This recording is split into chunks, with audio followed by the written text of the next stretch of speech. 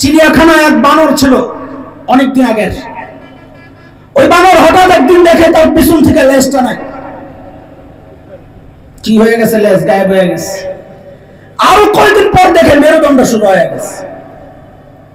আরো কয়েকদিন পর দেখে তার শরীরের সমস্ত পশম ঝরে যাচ্ছে, শুধু মুষ্টি রয়েছে, মুষ্টি, বড় বড় মুষ। আরো কয়েকদিন পরে দেখে সে মানুষের মতো দেখতে। ওই বানর চিড়িয়াখানার খাঁচার সামনে যায় দাঁড়ায় দিছে এক জোরে হুঙ্কার, কি বইলা, আই এম জাফর ইকবাল। আপনাকে পলাতক নেত্রী ওই বানরে আইনা আপনার সন্তানের সিলেবাস পড়ানোর দায়িত্ব দিয়েছিল, কিন্তু আমরা আফসোসের সাথে লক্ষ্য করেছি আপনারা কথা বলেন নাই। মৌলবীদের প্রতিবাদের মুখে সেদিন ওরা পিছু হাঁটতে বাধ্য হয়েছিল।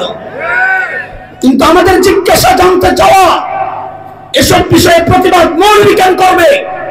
প্রতিবাদ তো করার কথা আপনাদের, কারণ এই ঘোড়ার টিমের সিলেবাস মৌলবীর সন্তান পড়ে না, পড়বে না। মৌলবীর সন্তান তো কলা কলা রাসূলুল্লাহ পড়বে। এই সিলেবাস পড়ে আপনাদের সন্তান। আপনারা প্রতিবাদ তো করেন নাই, বরং বহু পোড়া কপাল এই প্রতিবাদী আলেমদের বিরুদ্ধে চলন করেছেন। সব জায়গায় রাজনীতির গন্ধ খুঁজেন না, এটা রাজনীতির বিষয় না, এটা আমার ইমানের ব্যাপার, এটা আমার বিশ্বাসের ব্যাপার, এটা আমার চেতনা আকীদার ব্যাপার। যেহেতু এনজিওদের দালালরা বর্তমানে আমাদের উপর চেপে বসেছে, পশ্চিমাদের দালালরা চেপে বসেছে, এমন সিদ্ধান্ত আরো আসতে পারে। সজাগ থাকতে হবে, আলেমদের বিরুদ্ধে চলন না করে এমন যে কোনো সিদ্ধান্তের বিরুদ্ধে আলেমের সাথে একজোট হয়ে হাতে হাত রেখে কাঁধে কাঁধ মিলিয়ে মুষ্টিবদ্ধ হাত উঠিয়ে একসাথে উচ্চারণ করতে হবে। বাংলাদেশে নাস্তিকতার চর্চা করতে দেওয়া হবে না, দেওয়া হবে না।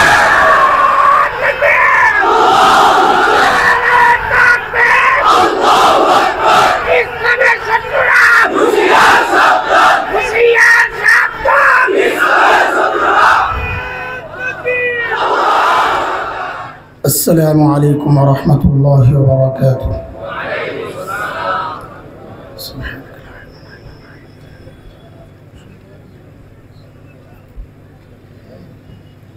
الحمد لله، الحمد لله وكفى، وسلام على عباده الذين اصطفى. أما بعد، فأعوذ بالله من الشيطان الرجيم. بسم الله الرحمن الرحيم.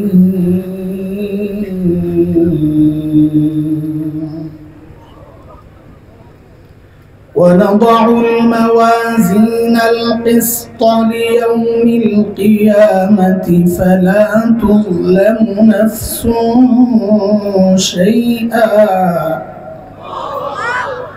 وإن كان مثقال حبة من خردل أتينا بها وكفى بنا حاسبين.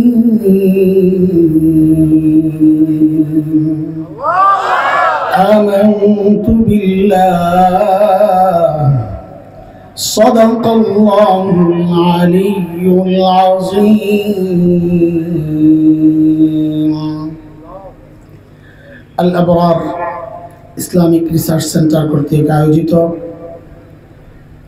আজকের এই ইসলামী মহাসম্মেলনের মুহতারাম সভাপতি, উপস্থিত হযরত উলামায়ে কেরাম, মুরব্বিয়ানে আযম, দূর দূরান্ত থেকে আগত ইসলাম প্রিয় সুধী সমাজ, প্রিয় ছাত্র ভাইয়েরা, যুবক বন্ধুরা, পর্দার আড়ালের মা ও বোন, আল্লাহ সুবহানাহু ওয়া তাআলার অশেষ মেহেরবানি, করুণা, দয়া, যে মহান মালিক আজকের এই ইসলামী মহাসম্মেলনের এই মুবারক মজলিসে আমাদেরকে আসার, বসার, কিছু কথা বলা ও শোনার তৌফিক দান করেছে, সেজন্য মহান রবের শুকরিয়া আদায় করি, আলহামদুলিল্লাহ। ইতিমধ্যেই আপনারা সুসংবাদ শুনেছেন, আমাদের প্রিয় ভাই, আমাদের নেতা, আমাদের রাহবার হযরতুল আল্লামা শেখ আল্লামা মামুনুল হক হাফিজাহুল্লাহ ওয়া রাআহ, তিনি কাছাকাছি চলে আসছেন। যতদূর জানি সরাসরি স্টেজে চলে আসবে, তো সেই হিসাবে আমার তো কথা বলার সুযোগ নাই। আছি, অসুবিধা নেই, আসা পর্যন্ত বসে থাকি। কিছু কথাও শোনেন নাকি না? হ্যাঁ, ইনশাআল্লাহ আসা পর্যন্ত চলুক। আমারও মন ছুটে গেছে, আপনাদেরও যে আরো আগে ছুটছে আমার বুঝ আছে। ও ঠিকঠাক জোরে বলছে। আমি একটা আয়াত পড়ছি, আয়াতের তর্জমা করি। যান, আল্লাহ বলেন, সূরা আম্বিয়ার আয়াত।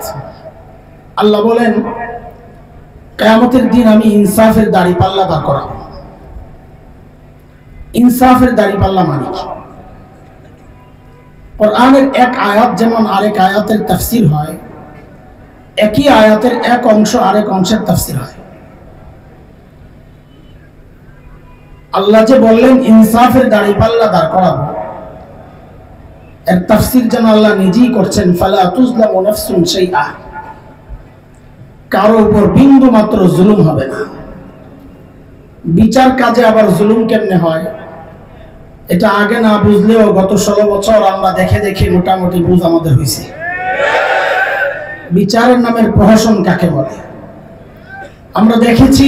যারা অপরাধী না তাদেরকে ফাঁসিতে ঝুলানো হয়েছে শুধুমাত্র রাজনৈতিক কারণে, আর যারা অপরাধী, চোর, বাটপার, দুর্নীতিবাজ, সন্ত্রাসী, তারা রাষ্ট্রীয় সমস্ত সুবিধা ভোগ করে বীরের মতো রাস্তায় চলেছে। আল্লাহ বলেন, আমার আদালতে এমনটা হবে না। আমার আদালত কেমন হবে পরের ব্যাখ্যা আরো স্পষ্ট। ওয়াইন কানা মিসকাল হাববাতিন মিন খারদাল, কেউ যদি একটা সরিষা দানা পরিমাণ নেকিও করে সেটাও আমি মাপার জন্য উঠাবো। কেউ যদি সরিষা দানা পরিমাণ গুনাহও করে তাকে ওঠাবো। হিসাবের জন্য এই ব্যবস্থাই যথেষ্ট। এই যে আয়াতের তর্জমা করলাম, এই আয়াতকে সামনে রেখে মুফাসসিরিন ইকরাম হাসরের মাঠে মানুষের 4টা শ্রেণী বের করেছেন। এই অল্প সময়ের মধ্যে ক্লাসের মতো করে আমার সাথে একটু কথা বলবেন, তাহলে আমার আগাইতে সহজ হবে। কয় শ্রেণী? এই 4 শ্রেণী বোঝার জন্য মাপার সিস্টেমটা বুঝেন, তো শ্রেণী আপনারাই বের করতে পারবেন। দাড়ি পাল্লায় পাল্লা থাকে কয়টা? জোরে বলেন। আচ্ছা, এক পাল্লায় আপনি লোহা রাখছেন, আরেক পাল্লা আপনাদের তো মরিচ বেশি হয় না বেগুন? কোনটা বেশি হয়? দুইটাই হয়। আচ্ছা, একটা কোনটা কমন? বেগুন। বোঝা গেছে বেগুনের ইয়া বেশি। এক পাল্লায় লোহা রাখছেন, আরেক পাল্লায় বেগুন রাখেন নাই, মাপা যাবে? জোরে বলেন। কেন যাবে না? আমি যা বলি ওইটাই বারবার বলবেন, যতক্ষণ বলার সুযোগ থাকে ওইটাই বলবেন। বলেন, এক পাল্লা খালি। আমি আবারও জিজ্ঞেস করি, জবাব ঠিক মতো দিবেন। এক পাল্লায় লোহা রাখছেন, আরেক পাল্লায় বেগুন দেন নাই, মাপা যাবে? কেন যাবে না? এক পাল্লা খালি। সাবাস। আবার ঠিক করে বলেন, এটা ঠিক না হলে সামনের কথা বোঝা যাবে না। এক পাল্লায় লোহা রাখছেন, আরেক পাল্লায় বেগুন দিতে পারেন নাই, বলেন মাপা যাবে? কেন যাবে না? এক পাল্লা খালি। সাবাস, এবার ঠিক আছে। আরে ভাই রাখো, সময় নাই, পোকার আওয়াজ শুনবো না। উল্টাও হতে পারে, এক পাল্লায় বেগুন দিছেন, আরেক পাল্লায় লোহা দেন নাই, মাপা যাবে? কেন যাবে না? সাবাস। হাসরের মাঠে এমন কিছু মানুষ আল্লাহর সামনে দাঁড়াবেন যাদের নেকির পাল্লায় নেকি তো আছে, কিন্তু গুনার পাল্লায় একেবারেই খালি, একটা গুনাহও নাই। বলেন, তাদের আমল মাপা যাবে? কেন যাবে না? পাল্লা একটা খালি। সাবাস। এই মানুষগুলাই বিনা হিসাবে জান্নাতে যাবে। কেন বিনা হিসাব? পাল্লা একটা খালি। বলেন, এই বললেন বারবার, শেষ পর্যন্ত এটাই জবাব, এটাই কাজ। এরা কারা? এটা আসতেছি যদি সুযোগ পাই ইনশাআল্লাহ। এর উল্টাটাও হইতে পারে। এক পাল্লায় গুনাহ আছে, পাশের পাল্লায় নেকি নাই একটাও। বলেন, তাদের আমল মাপা যাবে? কেন যাবে না? এক পাল্লা খালি। তাদের সম্পর্কে আল্লাহ বলেছেন, ফালা নুকিমু লাহুম ইয়াওমাল কিয়ামাতি ওয়াজনা, আমি ওদের আমল মাপবো না, ওরা বিনা হিসাবে। আর রইল কয় শ্রেণী? এক পাল্লায় নেকি, এক পাল্লায় গুনাহ। কারো এই পাশেরটা ভার, কারো এই পাশেরটা ভার। এই পাশেরটা ভার হইলে আল্লাহ বলেন ফাআম্মা মান সাকুলাত মাওয়াজিনুহু ফাহুয়া ফি আইশাতির রাদিয়া, যার নেকির পাল্লা ভারী সে জান্নাতি। ওয়া আম্মা মান খাফফাত মাওয়াজিনুহু ফাউম্মুহু হাওিয়া, যার নেকির পাল্লা হালকা গুনার পাল্লা ভারী আল্লাহ বলেন সে জাহান্নামী। কয় গ্রুপ হলো বলেন তাড়াতাড়ি, কয় গ্রুপ? প্রথম গ্রুপ যারা বিনা হিসাবে, তাদের হিসাব কেন হবে না? তারা কারা? সমস্ত নবীরা, সমস্ত নবী, আহলুস সুন্নাহ ওয়াল জামাতের আকীদা হচ্ছে সমস্ত নবী মাসুম, নিষ্পাপ। বলেন সমস্ত নবী। কোন নবী জিন্দেগিতে কোনো গুনাহ, যেহেতু গুনাহ নাই হিসাবও নাই। নবীরা গুনাহ কেন করেন নাই এটা এক ভিন্ন মাসআলা, কিন্তু একটু না বললে আবার মাথায় ঘুরবে খালি কেন গুনাহ করেন, যেহেতু বলে ফেলছি। সমস্ত নবীকে আল্লাহ নিজেই গুনাহ থেকে বাঁচায় রাখছে। আবার প্রশ্ন জাগবে আল্লাহ কেন বাঁচাইছে? সূরা হজের শেষ দিকে আসছে 17 নম্বর পৃষ্ঠার পারার শেষ পৃষ্ঠায় আল্লাহ বলেন আল্লাহু ইয়াসতাফি মিনাল মালাইকাতি রাসূলান ওয়া মিনান নাস। আল্লাহ বলেন সমস্ত রাসূল, মানুষ বা ফেরেশতা যেই হোক, আমি আল্লাহর নির্বাচিত। রাসূল কার নির্বাচিত? এখন কোন রাসূল কোন নবী যদি গুনাহ করেন তো আল্লাহর নির্বাচনটাই প্রশ্নবিদ্ধ হয়ে যায় যে আমাদেরকে গুনাহ থেকে বাঁচাইতে আপনি কাকে নবুয়ত দিলেন? তিনি নিজেই তো গুনাহ করেন। আল্লাহর নির্বাচন যেন প্রশ্নবিদ্ধ না হয় এই জন্য আল্লাহ সমস্ত নবীকে নিজেই গুনাহ থেকে বাঁচায় দিয়েছেন। যেমন হযরত ইউসুফ আলাইহিস সালাম, জানেন তো না? চিনেন? কেমন ছিলেন? আমার মতন কালা বেটা না সুন্দর? কেমন সুন্দর? সুবহানাল্লাহ। এর চেয়ে সুন্দর আল্লাহ কাউকে বানান নাই, বানাবেনও না। তবে এটা সাথে সাথে বললেন না, ভেজাল লাগবে। তবে আমাদের নবী ছাড়া, আমাদের নবী আলাইহিস সালামের মতো সুন্দর আল্লাহ কাউকে বানান নাই। হযরত ইউসুফের প্রেমে মুগ্ধ হয়েছে, পাগল হয়ে গেছে মিশরের মেয়েরা। জুলাইখা 1 নম্বর আসামি, আটকাইছে ঘরের ভিতরে। সূরা ইউসুফ 23, 24, 25, 26 এই আয়াতগুলোতে আল্লাহ প্রসঙ্গটা এনেছেন। আল্লাহ বলেন وراودته التي هو في بيتها عن نفسه وغلقت الأبواب وقالت هيت لك قال معاذ الله إنه ربي أحسن مثواي إنه لا يفلح الظالمون।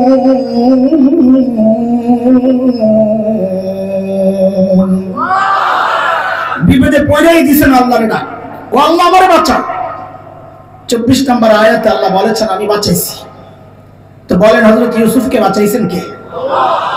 তাহলে সমস্ত নবী বিনা হিসাবে, জোরে কোন তাড়াতাড়ি কোন, সমস্ত নবী বিনা হিসাবে, আরো এই উম্মতের অনেকে বিনা হিসাবে জান্নাতে যাবেন। ওই ব্যাখ্যায় গেলে আমি পরেরটা একটু টাচ দিতে পারবো না, রাখেন। আরেক শ্রেণী আসবে আল্লাহর সামনে যাদের গুনার পাল্লায়, গুনাহ তো আছে, নেকির পাল্লায় একটাও নেকি নেই। তাদের আমল মাপা যাবে? কেন যাবে না? এক পাল্লা খালি। সাবাস, পড়া মুখস্থ হয়েছে ভালো মতো। তারা কারা বলেন? তারা কারা? আপনারা বলেন। কাফের মুশরিক। সাবাস, আবার বলেন, জোরে কোন, চিল্লায়ে কোন, তারা কারা? এটা ঠিক আছে, এটা সবাই জানে। হয়তো আরেকটা শ্রেণী আছে তাদের বিষয়ে জানেন না। শুধু কাফের গোষ্ঠী বিনা হিসাবে জাহান্নামে যাবে বিষয়টা এমন না। বিনা হিসাবে জাহান্নামে যাওয়ার মতো আমার মতো টুপিওয়ালাও হইতে পারে, আমার মতো দাড়িওয়ালাও হইতে পারে, জুব্বাওয়ালাও হইতে পারে, প্রতি রাতে 80 রাকাত তাহাজ্জুদ পড়নেওয়ালাও হইতে পারে, সকালে উইটা জানামাজ খোঁজা ব্যক্তিও হইতে পারে। তারা কারা? আর রাখেন না, আল্লাহ বলতেছেন কোরআনে, আগে কোরআন শুনেন এরপর আপনি ব্যাখ্যা দিয়েন। আল্লাহ বলেন ومن يرتد منكم عن دينه فيمت وهو كافر فأولئك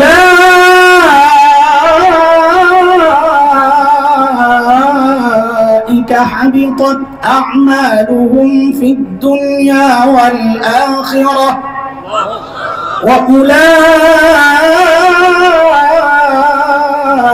وأولئك أصحاب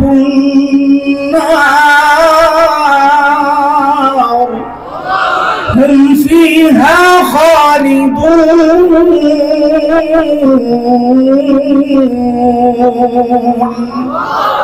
সহজ তরজমায় বলি, আল্লাহ বলেন যারা মুরতাদ, ওই অবস্থায় যাদের মৃত্যু হয়েছে কুফরি অবস্থায়, তারাও চলে যাবে জাহান্নামে হিসাব ছাড়াই। প্রশ্ন হচ্ছে মুরতাদ কারা? মুরতাদের সহজ তরজমা বুঝেন যারা ইসলাম থেকে বের হয়ে গেছে, তারা কারা? এই বিষয়টা শোনার আগে শেখ আবুল হাসান আলী নাদভীর একটা বিখ্যাত উক্তি আগে শুনেন। হযরত বলেছেন নবী আলাইহিস সালামের যুগেও মানুষ ইসলাম থেকে বের হয়েছে। যেমন মক্কা বিজয়ের পর নবী আলাইহিস সালাম সর্বপ্রথম যাকে হত্যা করার সিদ্ধান্ত নিয়েছেন, হযরত আলী হত্যা করেছিলেন। শেখ ইবনে তাইমিয়া রাহমাতুল্লাহি আলাইহির বিখ্যাত কিতাব আস-সারিমুল মাসলুল আলা শাতিমির রাসূল 15 জনের নাম আসছে। আব্দুল্লাহ ইবনে খাতাল, কুরতুনা, কুরাইনা, সাররা, মাকিস ইবনে সুবানা, হুয়াইরিস ইবনে নাকিদ, আব্দুল্লাহ ইবনে জিবারা, আব্দুল্লাহ ইবনে সাদ ইবনে আবি সারা, ইকরামা ইবনে আবি জাহল, হিন্দা বিনত উতবা, ওয়াহশি ইবনে হারব, হুবার ইবনুল আসওয়াদ, উবাইরা বিনত আবি ওয়াহাব আল-মাখজুমি, কাব ইবনে জিবারা। আরে আমাদের অসুস্থ মাযুর আজকের সভাপতি মুফতি মনির সাহেব হুজুর আসতেছেন, একটু সহজ করে দেন জায়গাটা আসার জন্য। কেউ তাকায় না, তাইলে অন্যরা তাকাবে, বিশৃঙ্খলা হবে। এদিকে তাকান, হুজুর আসলে দেখবেন ইনশাআল্লাহ। সর্বপ্রথম যে ব্যক্তি নাম আসছে তার নাম আব্দুল্লাহ ইবনে খাতাল। সে নবী যুগের মুরতাদ, মুসলমান হয়েছিল। সাহাবীদের যুগে বহু মুসলমান ইসলাম থেকে বের হয়েছে। মুসাইলামাতুল কাজ্জাবকে যারা নবী মেনেছে তারা মুরতাদ হয়েছে। শেখ আবুল হাসান আলী নাদভী বলেন এই যুগে সেই তুলনায় 1000 গুণ বেশি মানুষ মুরতাদ হচ্ছে। তবে একটা সূক্ষ্ম পার্থক্য আছে। কি সেই পার্থক্য? ওই যুগে যারা মুরতাদ হয়েছে সে জানতো আমি ইসলাম থেকে বের হয়ে গেছি, ওই সমাজ জানতো সে ইসলাম থেকে বের হয়ে গেছে। কিন্তু দুঃখজনক হলেও সত্য, এই যুগে যারা মুরতাদ হয় সে নিজেও জানে না আমি ইসলাম থেকে বের হয়ে গেছি, তার সমাজও জানে না সে ইসলাম থেকে বের হয়ে গেছে। প্রমাণ কুখ্যাত ব্লগার রাজীব হায়দার, তাকে যখন হত্যা করা হলো তো সংসদে দাঁড়ায় আপনাদের পলাতক নেত্রী বলেছিল দ্বিতীয় মুক্তিযুদ্ধের প্রথম শহীদ রাজীব হায়দার। আল্লাহর নবীর দুশমনকে যে শহীদ বলে খোদার কসম তার ঈমান থাকতে পারে না। সমাজ জানে না সে ইসলাম থেকে বের হয়ে গেছে, বলে জানে না। প্রমাণ কি আপনার কাছে? কারণ এদের জানাজা হয়েছে শাহবাগে। কোথায়? বলে তো আপনারা পড়াইলেন কেন? না, আমরা ইচ্ছা করে পড়াই নাই, আমাদের এক ভাইকে জোর করে নেওয়া হয়েছে। কারবার একটা হয়েছে আজীব, ওরা ওদের শক্তি দেখাইছে, আমার ভাইও তার শক্তি দেখাই দিচ্ছে। বলে তার আবার কি শক্তি? বলে ওযু ছাড়া জানাজার নামাজ পড়াইয়া দিচ্ছে। বলে ওরা ওদের শক্তি দেখাইছে, আমি আমার শক্তি দেখাই দিচ্ছি। তাকবীর ছিল 3টা। কয়টা? তো বলে পিছন থেকে লোকমা দেয় নাই। যারা পড়ছে ওরা জানলে না তাকবীর কয়টা দেয়, সবগুলো তো এক মার্কা। দোস্ত, বাংলাদেশের এই মুহূর্তে আমরা মনে করি অন্যতম এক ভয়ঙ্কর ফিতনার নাম হচ্ছে ইরতিদাদের ফিতনা, ইসলাম থেকে বের হওয়ার ফিতনা। আমাদের দেশে একটা পাইপ লাগানো ছিল, দাদাদের পাইপ। দাদা বাবু নেতৃত্বে ছিল পলাতক হাসিনা। জুলাই আগস্টের বিপ্লবে সেই পাইপকে ক্লোজ করা হয়েছে।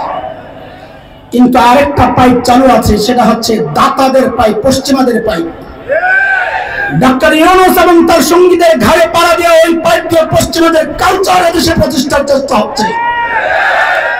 আপনাদেরকে স্পষ্ট জানিয়ে দিতে চাই, আমরা আশা করব আপনারা আমাদের পাশে থাকবেন এই বিষয়ে। বাংলাদেশে পাইপ একটাই থাকবে, মদিনার পাইপ। কথা বলেন ঠিক কিনা? ট্রান্সজেন্ডারের মতো ভয়ঙ্কর ইসলাম বিদ্বেষী, ইসলাম বিরোধী কালচার এদেশে প্রতিষ্ঠার চেষ্টা হচ্ছে। বাংলাদেশে প্রাইমারি স্কুল আছে 65,500 প্লাস। আপনারা যারা প্রাইমারি স্কুল সম্পর্কে অবগত আছেন, আমি জিজ্ঞেস করলে জবাব দিয়ে, সেই স্কুলগুলোতে তো বাংলা বই নেই, আছে নাকি? প্রাইমারি স্কুলে বাংলা বই আছে? ও, শিক্ষক তো নাই। শিক্ষক আছে, ইংরেজি বই তো নাই। আরে প্রাইমারি স্কুলে কথা বলতেছি, আছে নাকি? কিন্তু শিক্ষক তো নাই। ইংরেজির শিক্ষক আছে, কিছুই তো জানি না। অঙ্ক বই তো নাই, ওটার তো শিক্ষক নাই। তাহলে বেজার লাগলো কই? বিজ্ঞান বই তো নাই। তাড়াতাড়ি জবাব দেন, শিক্ষক তো নাই।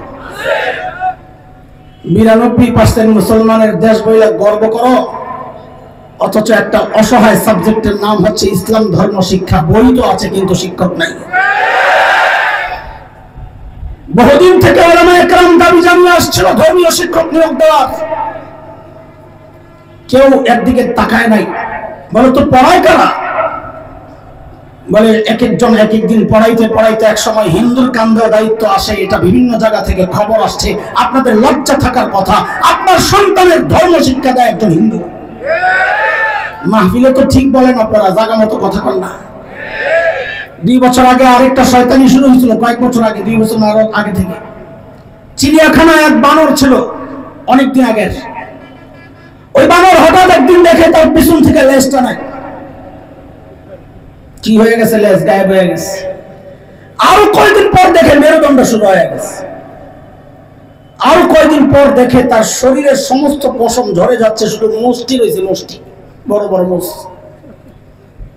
আরো কয়েকদিন পরে দেখে সে মানুষের মতো দেখতে। ওই বানর চিড়িয়াখানার খাঁচার সামনে যায় দাঁড়ায় দিছে এক জোরে হুঙ্কার। কি বইলা? I am Jafar Iqbal. আপনাকে পলাতক নেত্রী ওই বানর রে আইনা আপনার সন্তানের সিলেবাস পড়ানোর দায়িত্ব দিয়েছিল। কিন্তু আমরা আফসোসের সাথে লক্ষ্য করেছি, আপনারা কথা বলেন নাই। মৌলবীদের প্রতিবাদের মুখে সেদিন ওরা পিছু হাঁটতে বাধ্য হয়েছিল। কিন্তু আমাদের জিজ্ঞাসা, জানতে চাওয়া, এসব বিষয়ে প্রতিবাদ মৌলবী কেন করবে? প্রতিবাদ তো করার কথা আপনাদের, কারণ এই ঘোড়ার টিমের সিলেবাস মৌলবীর সন্তান পড়ে না, পড়বে না। মৌলবীর সন্তান তো কলা কলা রাসূলুল্লাহ পড়বে। এই সিলেবাস পড়ে আপনাদের সন্তান। আপনারা প্রতিবাদ তো করেন নাই, বরং বহু পোড়া কপাল এই প্রতিবাদী আলেমদের বিরুদ্ধে চলন করেছেন। সব জায়গায় রাজনীতির গন্ধ খুঁজেন না। এটা রাজনীতির বিষয় না, এটা আমার ইমানের ব্যাপার, এটা আমার বিশ্বাসের ব্যাপার, এটা আমার চেতনা আকীদার ব্যাপার। যেহেতু এনজিওদের দালালরা বর্তমানে আমাদের উপর চেপে বসেছে, পশ্চিমাদের দালালরা চেপে বসেছে, এমন সিদ্ধান্ত আরো আসতে পারে। সজাগ থাকতে হবে। আলেমদের বিরুদ্ধে চলন না করে এমন যে কোনো সিদ্ধান্তের বিরুদ্ধে আলেমের সাথে একজোট হয়ে হাতে হাত রেখে কাঁধে কাঁধ মিলিয়ে মুষ্টিবদ্ধ হাত উঠিয়ে একসাথে উচ্চারণ করতে হবে। বাংলাদেশে নাস্তিকতার চর্চা করতে দেওয়া হবে না।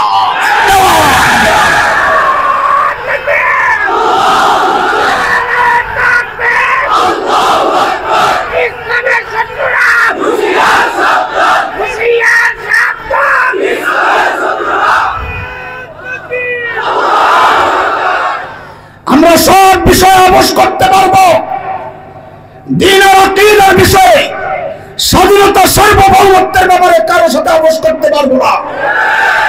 সে দাদাদের পাঁচাটা গোলাম হোক আর দাতাদের পাঁচাটা গোলাম হোক, সব গোলামকে প্রতিরোধ করা হবে ইনশাআল্লাহ। আপনারা ইতিমধ্যে জেনেছেন পার্বত্য চট্টগ্রাম নিয়ে চক্রান্ত শুরু হয়েছে। এই দেশ থেকে বিচ্ছিন্ন করে খ্রিস্টান রাষ্ট্র বানানোর চক্রান্ত শুরু হয়েছে। যুবক জাগতে হবে। শাইখুল হিন্দের রুহানি সন্তানরা যতদিন এই জমিনে বেঁচে থাকবে এই দেশকে টুকরা করতে দেওয়া হবে না, টুকরা করতে দেওয়া হবে না।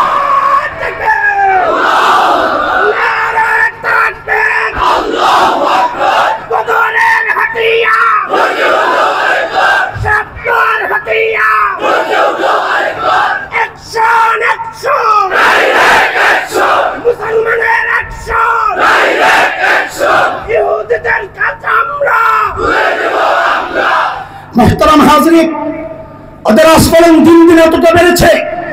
আজকে প্রকাশ্যে আল্লাহর কালাম নিয়ে যা তা করা হচ্ছে, আমার মুখে আনতে ভয় লাগছে।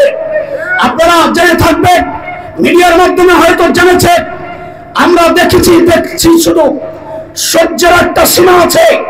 আপনাদেরকে স্পষ্ট জানিয়ে দিতে চাই, ইসলাম, আল্লাহর নবী, কোরআন এই স্পর্শকাতর কোন বিষয়গুলো নিয়ে সতর্ক থাকুন। আপনারা আইন করে এদের শাস্তির ব্যবস্থা করুন, না হয় এদেশের তৌহিদি জনতা আইন নিজের হাতে তুলে নিতে বাধ্য হবে। কাদিয়ানীদের উৎপাত শুরু হয়েছে খুব জোরে সোরে, জানেন তো। আগামী 15ই নভেম্বর সোহরাওয়ার্দী উদ্যানে আল্লামা মধুপুরী, আব্দুল হামিদ মধুপুরী হাফিজাহুল্লাহ সারা বাংলাদেশের খাতমে নবুয়তের যতগুলো সংগঠন আছে ঐক্যবদ্ধভাবে এই কর্মসূচির ঘোষণা দিয়েছে। পাকিস্তান, ভারত, সৌদি আরব সহ সারা দুনিয়ার শ্রেষ্ঠ আলেমরা অংশগ্রহণ করবেন। সবাই দলমত নির্বিশেষে ওখানে আমরা অংশগ্রহণ করব। জামালপুরের প্রতিনিধি হিসাবে হযরত, যদিও সারা দেশেরই মুরব্বী, আমাদের শেখ আবুল কাসিম সাহেব হাফিজাহুল্লাহ এসব বিষয়ে যখনই হযরত ডাক দিবে, হযরতের পাশে দাঁড়াবেন তো ইনশাআল্লাহ? দাঁড়াবেন তো ইনশাআল্লাহ? আর জোরে বলেন, দাঁড়াবেন তো ইনশাআল্লাহ? সব বরদাস্ত করতে পারবো। আল্লাহর নবীর খাতমে নবুয়তের মুকুট নিয়ে যেই মুরতাদরা টানাটানি করবে, ওদেরকে বহু ছাড় দেওয়া হয়েছে, আর ছাড় দিতে আমরা প্রস্তুত না ইনশাআল্লাহ। এদেশে নিজের বাবার বিরুদ্ধে কথা বললে তার শাস্তি হয়, নিজের সন্তানের বিরুদ্ধে কথা বললে তার শাস্তি হয়, নিজের বিরুদ্ধে কথা বললে তার বিচার হয়। অথচ আল্লাহর নবীর খাতমে নবুয়তের মুকুট নিয়ে টানাটানি হয়, ওখানে আসতে সুশীল সাইজা যায়, যার যার ধর্ম নিয়ে সে থাকবে। এইরকম কথা আমরা বলতে পারি না, কোন মুসলমান বলতে পারে না। কাদিয়ানীদেরকে যারা কাফের মানবে না, ওরা নিজেরাও কাফের। কাদিয়ানীদের পক্ষ যারা নেবে, ওরাও কাফের। আমরা অন্য কিছু চাই না, একটাই কথা, বাংলাদেশে হিন্দু থাকবে, বৌদ্ধ থাকবে, খ্রিস্টান থাকবে, মগ, পরাণ, গারো, চাকমা, কুকি, সাঁওতাল, টিপ্পা সহ সব জাতি থাকবে। আল্লাহর নবীর দুশমন এই জমিনে থাকতে দেওয়া হবে না। আমাদের বড়রা যদি একটা বাগদা মুসলমান জানতে চাই যে বহু সহ্য করা হয়েছে, এখন তোমার জীবন দরকার, রক্ত দরকার, আল্লাহর নবীর ইজ্জত রক্ষায় কে কে জীবন দিতে প্রস্তুত আছো? হাত উঠাই আল্লাহকে সাক্ষী দাও।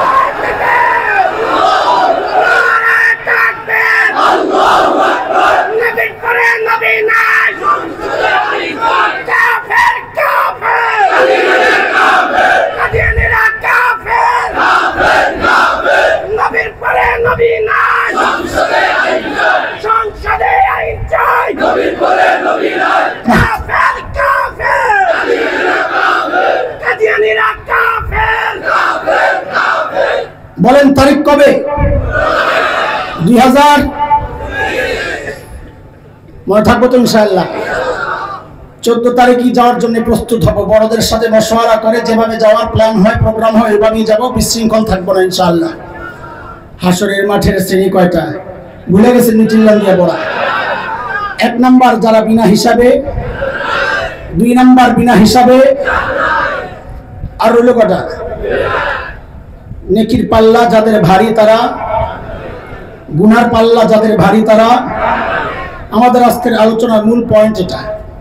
কারণ আগের যে 2 শ্রেণী গেছে, প্রথম শ্রেণী বিনা হিসাবে জান্নাতি, আশা তো করি, বাস্তবতা তো বিরোধী।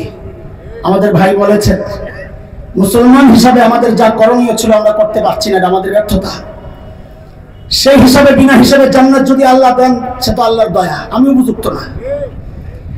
বিনা হিসাবে জাহান্নামেও যাওয়ার আশা আমাদের নাই, যেহেতু আল্লাহ ঈমানের নিয়ামত দিয়েছেন, আলহামদুলিল্লাহ। আর যে 2 শ্রেণী, আমাদের ওই 2 শ্রেণীতে থাকার সম্ভাবনাই বেশি। হয় কারো নেকির পাল্লা ভারী হবে, অথবা গুনার পাল্লা ভারী হবে। নেকির পাল্লা ভারী করার পদ্ধতি কি? কোরআন সুন্নাহয় অসংখ্য ব্যবস্থা আছে নেকির পাল্লা ভারী করার। শেষ যদি সুযোগ পাই, আমি একটা ফিনিশিং এর কথা বলবো, কেমনে ভারী করে ইনশাআল্লাহ। তার আগে আল্লাহর কিছু দয়া আমাদের প্রতি পাল্লা ভারী করার জন্য একটু দেখেন। অল্পতেই যেন আমরা নেকির পাল্লা ভারী করতে পারি, আল্লাহ অনেক ব্যবস্থা রেখেছেন। তার মধ্যে সব সময়ের একটা ব্যবস্থা। আল্লাহ বলেন, মান জাআ বিল হাসানাহ ফালাহু আশরু আমসালিহা ওয়া মান জাআ বিস সাইয়্যাহ ফালা ইউজজা ইল্লা মিসলাহা। আল্লাহ বলেন নেকি করবে একটা, উঠবে কয়টা? জোরে বলেন। 10টা। বলেন কয়টা? নেকি একটা, উঠবে কয়টা? গুনাহ একটা, উঠবে একটা। সুবহানাল্লাহ বলবেন না? না বাড়িতে বলেন, নিয়ত করছেন বলেন আবার ঠিক করে। নেকি একটা, উঠবে কয়টা? গুনাহ একটা, উঠবে কয়টা? বান্দা খবর কি? ফেসবুক চালাইতে চালাইতে গেছে, নেকি করার সুযোগ পাই নাই, গুনাহ চালু আছে। আল্লাহ তাআলা মাঝে মধ্যে স্পেশাল কিছু অফার দেন। যেমন এক অফার দিয়ে দিয়েছেন রমজান আল মুবারক, রমজান মাস। মাঝে মধ্যে বিভিন্ন দোকানে বড় বড় শোরুমে অফার দেয়, একটা কিনলে একটা ফ্রি, 50% ডিসকাউন্ট হয়। আমরা দেখি এলিফ্যান্ট রোডে ভিড় পড়ে যায়। আল্লাহ একটা স্পেশাল ডিসকাউন্ট দিয়েছেন নেকির পাল্লা ভারী করার এই উম্মতের জন্য। বলে সেটা কি? বলে রমজান মাস নবী আলাইহিস সালাম বলেন, মান আদ্দা ফীহি ফরিদা কানা কামান আদ্দা 70 ফরিদাতান ফীমা সিওয়া। এই মাসে একটা ফরজ আদায় করলো, আল্লাহ তার আমলনামায় উঠা দিবেন 70টা ফরজ। একটা কিনলে 69টা ফ্রি। সুবহানাল্লাহ। আচ্ছা বলেন তো, আপনাদের জামালপুর যদি এমন একটা দোকান থাকে যেখান থেকে রূপা কিনলে বাড়িতে আসলে দেখে শোনা, কি একটা অবস্থা, এই দোকানের কি হালত হবে বলেন তো? হ্যাঁ, মানুষ ওই দোকানের মাটি শুদ্ধ ওরা খাই ঠিক কিনা, পরে টয়লেটে যায় চেক করবো কিছু পরিবর্তন হয়েছে কিনা। হ্যাঁ, আর নবী বলেন রমজানে কিংবা রূপা হইব সোনা, মানে কি করবা নফল আমল, নফল আমল আল্লাহ আমল নামায় উঠায় দিবেন ফরজের সওয়াব। কি বান্দা নেকির পাল্লা ভারী হয়েছে, আল্লাহ গেছে গা কেমনে কেমনে রোজা, যা আরেকটা অফার আছে তোর জন্য। বলে কি? বলে লাইলাতুল কদর খায়রুম মিন আলফি শাহর। এমন এক মাস রমজান, এমন একটা রাত্রে দিয়ে দিলাম, লো আমল নামা পাল্লা ভারী কর, আমল করবি এক রাত, আমি আমল নামায় উঠায় দেব 1000 মাসের চেয়েও বেশি সওয়াব। এই 1000 মাসের চেয়েও বেশি কত হয়? কত? 83 বছর। জোরে কর না, আরো জোরে কর। 83 বছর 4 মাস। ধন্যবাদ, আপনারা যে হিসাব করছেন, কিন্তু আজকে টানা ধরে যাবেন, জিন্দিগিতে এই হিসাব আর করবো না। বলেন ইনশাআল্লাহ। কেন? বলে হিসাব করছি তো ঠকছি, হিসাব করছি তো। কেন? আরে আল্লাহ বলেন খাইর, 1000 মাসের চেয়ে দামি। আপনি 83 বছর 4 মাস লইয়া বয়া থাকেন, আমরা এটা নিতে রাজি না। আল্লাহ যদি জিজ্ঞেস করেন নিবি কত, তো আমরা বলবো আল্লাহ আপনি বড় যত। হ্যাঁ, 1000 মাসের চেয়ে বেশি কত বলেন তো, চিৎকার করে। আমার আল্লাহ বড় যত, বলেন চিৎকার করে বলেন, আমার আল্লাহ বড় যত। আমারও যদি জিজ্ঞেস করে তোরে কত দিলে চলবে, আমি বলবো আল্লাহ যা দিলে জান্নাতে ঢুকতে পারবো, আমার ওইটাই চলবো। কি বান্দা খবর কি? লাইলাতুল কদর ইবাদত করছো? আল্লাহ ফেসবুকে ঢুকছিলাম, কোন সময় ফজর হয়ে গেছে টের পাই নাই। তো আরেকটা অফার, কিছু টাকা পয়সা লইয়া হজ উমরা এসব, মসজিদুল হারাম আছে একটা, নামাজ পড়বি 1 রাকাত, জামালপুর পড়লে যেখানে হয়তো সওয়াব যা, মসজিদুল হারামে পড়লে আমি ওখানে দিব 1 লক্ষ গুণ বেশি।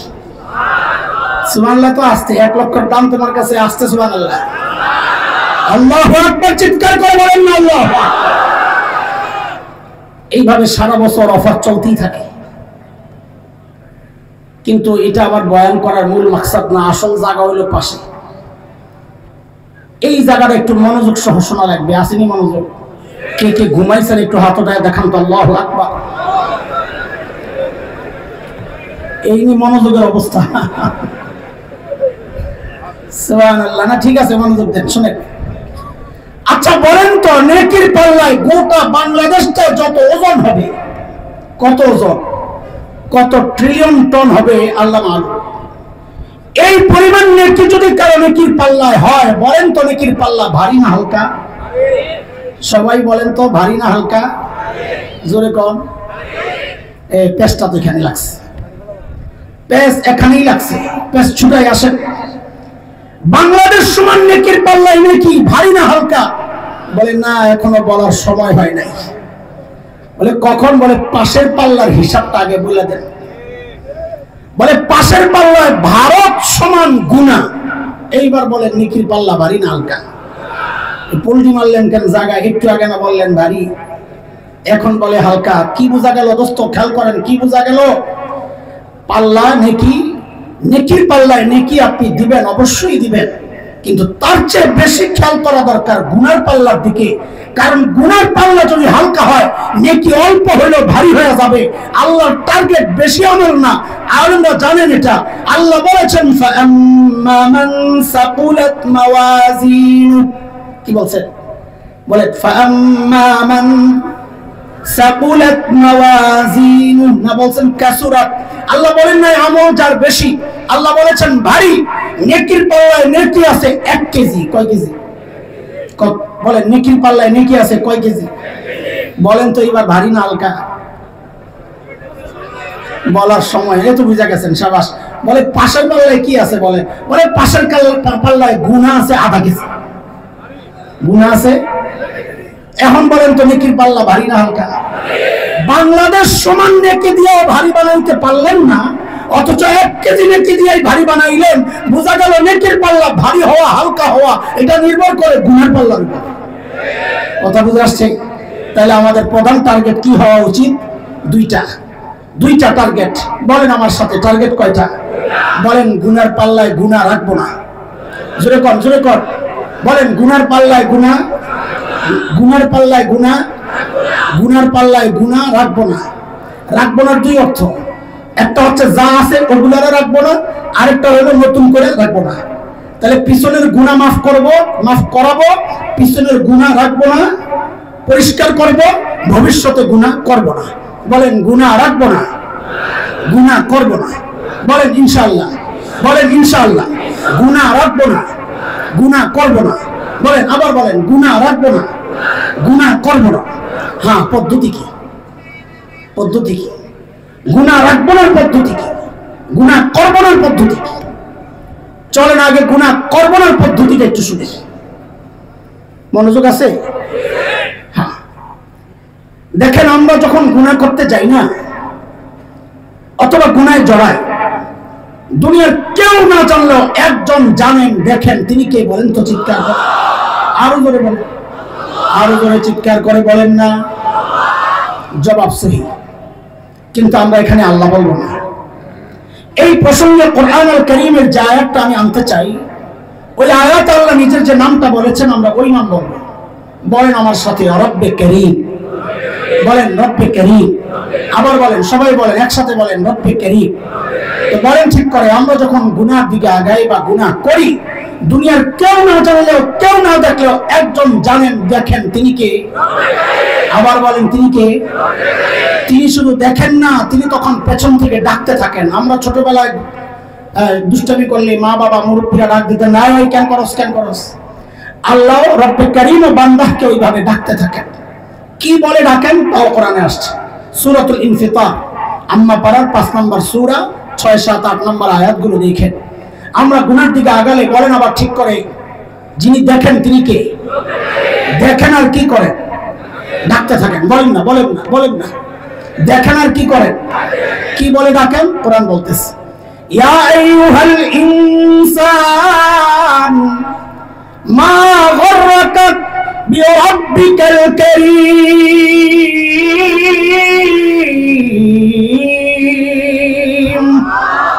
ও মানুষ, কারীম রবের ব্যাপারে তোমার কে ধোঁকায় ফেললো? আরে কার কাছ থেকে কি পাও তুমি তোমার কারীম রব ভুলে গেলা? আল্লাহ এইভাবে ডাকতে থাকেন।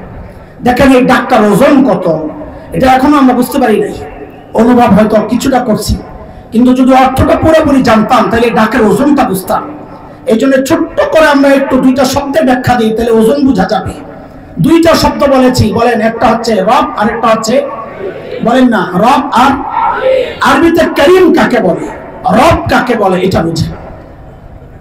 আরবিতে করিম বলে ওই দাতাকে যিনি না চাইতে দেন। বলেন না, না চাইতে। এই চোখ চায়া পাইছি না, না চায়া, কান চায়া পাইছি না, না চায়া, জিহ্বা চায়া পাইছি না, না চায়া। এ দোস্ত জোরে সোরে একবার বলেন তো, আমার শরীরের কোন অঙ্গটা আল্লাহর কাছে চায়া পাইছি? জোরে বলেন না। না চাইতে যিনি দিয়েছেন সেই মালিকের নাম না, শুধু কারিম। বলেন তার নাম। দেওয়ার পর এগুলোকে বাড়িয়েছেন, বাঁচিয়েছেন, নিরাপত্তা দিয়েছেন, সংরক্ষণ করেছেন যেই মহান সত্তা, তাকে বলে রব, তাকে বলে। দুইটা মিলে কি হইল? আচ্ছা বাদ দেন, আমাকে বলেন তো একটু, এটা উদাহরণ দিলে ওইটা বুঝবেন আরো। আল্লাহ আর তার রসুল ছাড়া আমাদেরকে সবচাইতে বেশি ভালোবাসেন কে? একটু বলেন তো, একজনের নাম বলেন, আরো জোরে বলেন। কে কে? আহারে, মার কলিজায় যে কত দরদার মায়া, এটা দুনিয়া মা ছাড়া কেউ বুঝবে না। যখন মাহফিল শেষে বাসায় যেতাম, আম্মা যখন জীবিত ছিলেন, ঘরে ঢুকতাম, যায় দেখতাম আহারে সব ঘুম, বাচ্চারা ঘুমায়, বউ ঘুমায়, ঘুমাবে, এটা স্বাভাবিক, অস্বাভাবিক কিছু না। সবাই ঘুম থাকলেও একজন মানুষকে যায় সজাগ পেতাম, মা। কখনো নামাজে, কখনো যায় নামাজে, কখনো পায়চারি করতেছেন অস্থির, কখনো দোয়ায় মুনাজাতে। মাঝে মধ্যে আমি পেছন দিয়া যায় জড়ায় ধরা জিজ্ঞেস করতাম, মা আপনি ঘুমান না? তো আম্মা বলতেন, বাবারে বাহিরে যতক্ষণ থাকো ঘুম তো আমার আসে না, ঘুম তো আমার আসে না। এর নাম কি? বলেন না, এর নাম কি? আরে মা ওই মানুষ, ঘরে খাবার আছে যা, মা যদি মনে করেন এখান থেকে আমি যদি একটু খাই তো আমার বাচ্চারা পেট পুরে খেতে পারবে না। মা ওই মানুষ, প্রচন্ড ক্ষুধা পেটে এটা গোপন করে একটা অভিনয় করবেন, আম্মুর বমি বমি লাগতেছে, আম্মু খাবো না বাবা, তোমরা খায়া নাও। আজীবন এই স্যাক্রিফাইস যে মানুষটা করেছেন, সেই মানুষটার নাম কি? আর এর জন্যই তো উলামারা মা আর বাবার ক্ষেত্রে কিছু মাসআলা আলাদা করেছে। যেমন এক মাসআলা তো এমন, কোন সন্তান যদি বাবা মার আগে মৃত্যুবরণ করে তো বাবা সন্তানের লাশের পেছনে পেছনে যেতে পারে, বাবা সন্তানের কবরেও নামতে পারে। বলে কেন? বাবার কলিজায় কি মায়া দয়া নাই? বলে আছে। বাবাও চিৎকার করে করে কান্না করবেন, কিন্তু বাবাকে আল্লাহ ওই শক্তি মনোবল দিয়েছে, বাবা সন্তানকে দাফন করে কান্না করতে করতে উপরে উঠতে পারবে। কিন্তু কোন মায়ের জন্য সন্তানের লাশের পেছনে যাওয়া চলবে না, কোন মায়ের জন্য সন্তানের কবরে নামা চলবে না। কেন? দুনিয়ায় এমন কোন মা নাই যে সন্তানকে দাফন করার জন্য কবরে নেমে সন্তানকে শোয়া ওই মা আবার সুস্থ অবস্থায় উপরে উঠবেন, এমন কোন মা জগতে নাই। সন্তানদের শোয়া মা নিজেও শুয়ে পড়বেন। কথা বলেন, কথা বলেন। এই দুষ্ট একটু জিজ্ঞেস করি, বলেন তো, এই যে মার কলিজায় এত দরদার মায়া, কারণটা কি? মা আমার একটা চোখ বানাইছে, একটা হাত, বলেন বলেন জোরে বলেন, জবান, হ্যাঁ, একটা পা, কি বানাইছেন? মা আমার শরীরের কি বানাইছেন? আরে তাড়াতাড়ি বলেন, তাড়াতাড়ি বলেন, জবাব দেন। মা আমার শরীরের কি বানাইছেন? কি বানাইছেন? কিছুই না, কিছুই না। অল্প কয়েকদিন বাড়িওয়ালার মতো ভাড়াটিয়া হিসাবে যেন নিজের পেটের মধ্যে ধারণ করেছেন, হওয়ার পর লালন করেছেন, তাতেই মার কলিজায় এত দরদ আর এত মমতা, এত মায়া, এত ভালোবাসা। মা আমার কিচ্ছু বানান নাই, তাতেও মার কলিজায় এত মায়া। তাহলে যে আল্লাহ আমার চোখ বানাইছেন, ওই আল্লাহর কত মায়া। যে আল্লাহ আমার হাত পাও বানাইছেন, ওই আল্লাহর কত মায়া। যে আল্লাহ আমাকে এত এত নিয়ামত দিয়ে বাঁচায় রাখছেন, ওই আল্লাহর কত মায়া। এর জালিম তুমি কি দেখো না কত মায়া? আরে আমি আর তুমি যখন দরজা জানালা বন্ধ করে ভেতরে গুনাহ করি, আমার মালিকের কত মায়া। ওই গুনাহ অবস্থায় আমার মালিক দরজার নিচে দিয়ে বাতাস আর অক্সিজেন পাঠায়া দেন যেন আমি মইরা না যাই। আমি আর আপনি যখন গুনাহে জড়াই, আল্লাহ রাব্বুল আলামিন আমার রব্বে কারীম তখন মায়া করে করে ওই কথাগুলো মনে করায়া দিয়া দিয়া ডাকতে থাকেন, এই বলে, ইয়া আইয়ুহাল ইনসান মা গররাকা বিরাব্বিকাল কারীম।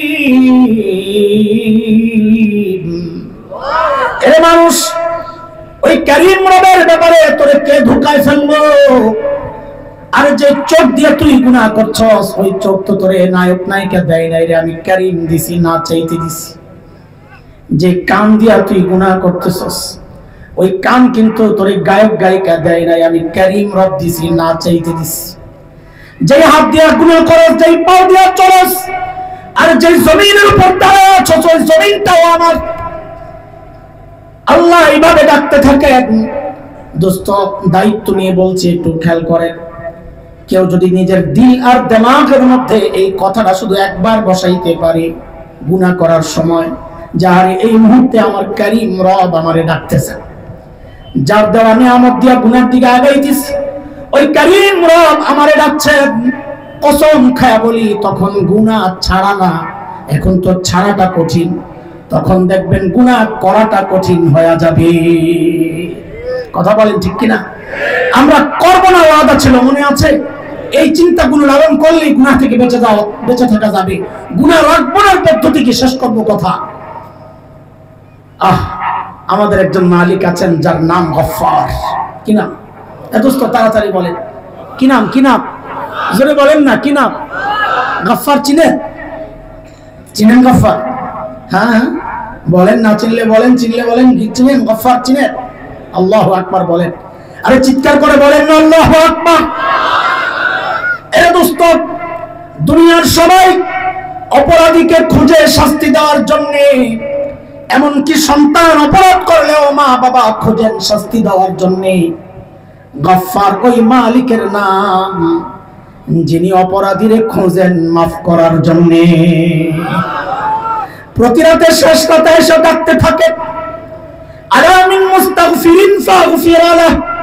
এই কে কে গুনাহ করছস, আয় আয় আয়, আমি আসছি তোরে মাফ করার জন্য, তুই মাফ চা, আমি মাফ করে দিব। বান্দা যদি হতাশ, বান্দা যদি জানতে চায় মালিক আমার গুনাহ তো অনেক, আপনি মাফ করবেন কত, তো গফফারের পক্ষ থেকে জবাব আসে, বান্দারে তুই গুনাহ করছস যত। বলে মাফ করবেন কত? বলে গুনাহ করছস যত। আল্লাহু আকবার। বলে তারপরে বলেন না কত? তো হাদিসে কুদসি আল্লাহ বলেন, আমার বান্দার গুনার পরিমাণ যদি সারা দুনিয়াটা ভরে যায়, ভরতে ভরতে যায় যদি ওই আসমানে যায় ঠেকে। এরে দোস্ত, আসমান কত দূরে জানা আছে? বিজ্ঞানীরা আবিষ্কার করেছেন নক্ষত্রগুলো হাজার কোটি মাইল দূরে, কিন্তু আসমান কত দূর এখন পর্যন্ত কেউ কল্পনাও করতে পারে নাই। আল্লাহ তাআলা বলেন, আমার বান্দার গুনার পরিমাণ যদি সারা দুনিয়া ভরে যায়, ভরতে ভরতে যায় যদি ওই আসমানে যায় লাগে, হাদিসের শব্দ লা উবালি, এরপরেও যদি বান্দা এসে আমার কাছে মাফ চায়, আমার কোনো পরোয়া নাই, আমি তার সব গুনাহ খাতা মাফ করে দিব। আল্লাহু আকবার বলেন, আল্লাহু আকবার। এমন রব থাকতে, এমন মালিক থাকতে, গুনাহ নিয়ে ঘুমাইতে যাওয়ার মতো বোকামি আর কিচ্ছু নাই।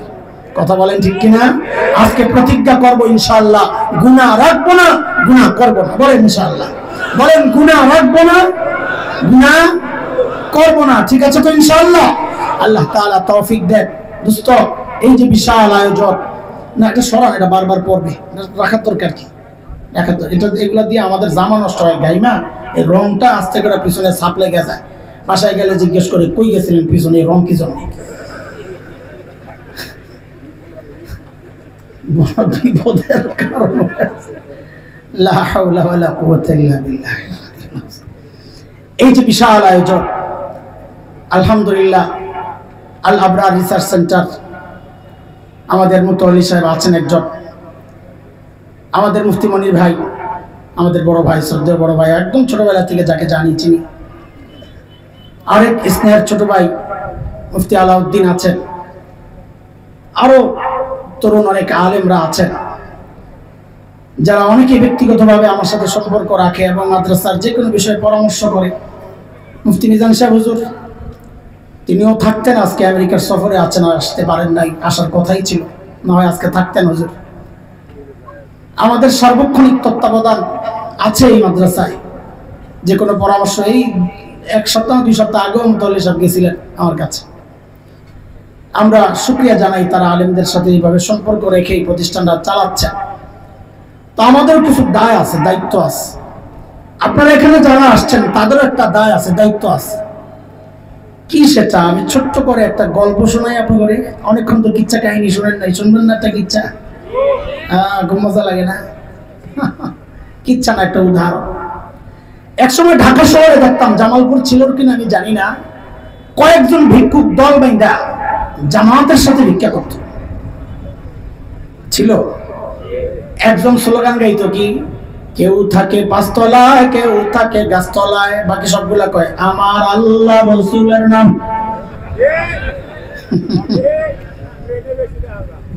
কানালুলা একসাথে দিয়া যান গো আম্মা জান, আমার আল্লাহ রাসূলের নাম। মনে আছে? আছে মনে? আচ্ছা, মাশাআল্লাহ। হযরত থানভী রাহমাতুল্লাহি আলাইহি এই উদাহরণ, এই গল্প শোনাইছে। তো এক ল্যাংড়া আর এক কানা ভিক্ষা করতেছে, দুইজনে তো জামাত হয় না? তো বলেন তো, ল্যাংড়া আর কানা ভিক্ষা করলে কানায় আগে থাকবে না ল্যাংড়া আগে থাকবে? মাশাআল্লাহ, ভালোই হচ্ছে। কানা আগে থাকলে তো নিয়ে ড্রেনে ফেলে, ওই নেশাখোরের মতো অবস্থা হইব। নেশাখোর ড্রেনে যায় পরে, কিরে রাস্তা তুই ড্রেনে বললি কেন? তো অনেক গবেষণার পর হয়েছে বেচারার দোষ নাই।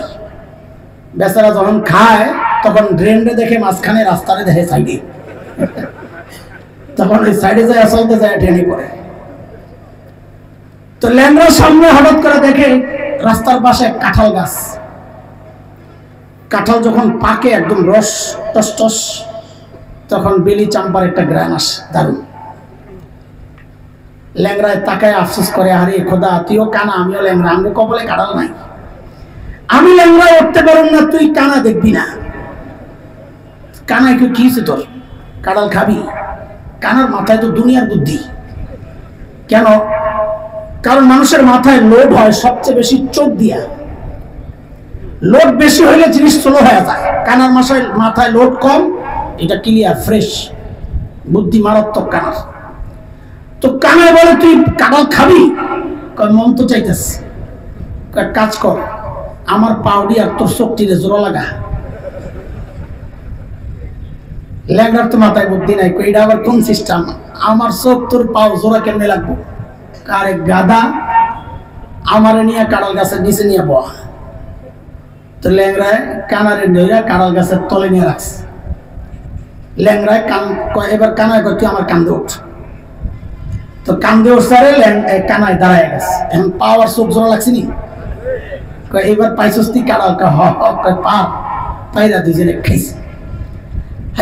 আগে কর, ল্যাংড়ায় উপরে না কানায় উপরে? জোরে বলেন, আগে মাসালা পরিষ্কার করে নেই। ল্যাংড়ায় উপরে থাকবো না কানায়? কানারে উপরে দিলে তো ল্যাংড়ার পাও এমনি একটা নাই, হ্যাঁ কানারে মাথায় তো চিত্ত হয়ে পড়বো দুটোটাই, ঠিক কিনা?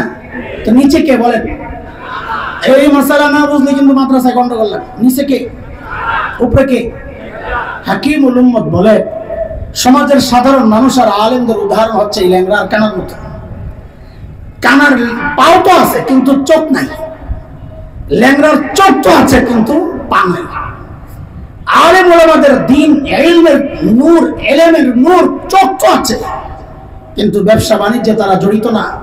এই জন্য স্থির দাঁড়ানোর মতো শক্তি তাদের নাই, সচ্ছলতা নাই। তুমি ল্যাংড়া, তুমি কানা, ইলমের চোখ তো নাই, নূর তো নাই, কিন্তু তোমার দুনিয়ায় চলার মতো পা তো আছে। তুমি শক্তিশালী অর্থনৈতিক ভাবে। যদি দিনকে আগায় নিতে হয়, তুমি কানা এসে নিচে দাঁড়াও, আলেম ল্যাংড়ারে কান দিল। ল্যাংড়া কই থাকবো বলেন না? কিন্তু মাদ্রাসাগুলো গন্ডগোল কখন লাগে জানেন? কানার গোষ্ঠী, কানারা যখন এই ল্যাংড়া আলেমের কান্দে সেরা মাদুরি করতে যায়, মাদ্রাসা ভেঙে যায়।